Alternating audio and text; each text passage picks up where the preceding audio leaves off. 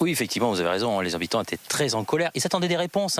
Tous voulaient avoir des réponses claires et nettes sur ce qui s'était passé, savoir comment ça avait été géré ici au Porge. Cet incendie, vous le disiez, de nombreuses maisons qui ont brûlé, comme celle de Brice. Ça faisait 1 an et demi, Brice, que tu étais installé ici, dans cette maison. Vous habitiez juste à côté avant.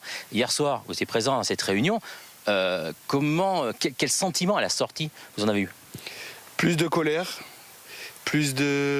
c'est même plus de la tristesse, c'est vraiment de la colère pure et dure. On attendait des réponses. Ils ont tourné autour du pot, ils nous ont pris pour des ânes. Ce sont des gens incompétents. On sait qu'on n'aura jamais les réponses à nos questions. Pourquoi on a été abandonné au profit du ferré? J'ai pas honte à le dire et je le crierai haut et fort. Comment ils expliquent que nos maisons ont été filmées en train de brûler? Tout ça, on n'a eu aucune réponse. Pourquoi nous et pas les autres? On n'en aura aucune et il y a énormément de colère. Donc vous voyez, c'est très compliqué encore ici. Les réponses, les gens les attendent. Il va falloir maintenant réussir à passer quand même à autre chose, commencer à reconstruire.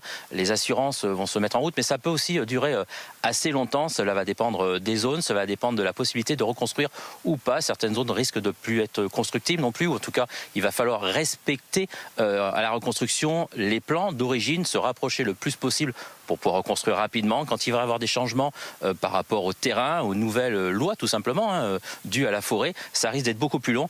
Ça va en tout cas être très compliqué ici au Porge pour réussir à passer à autre chose. Jérôme.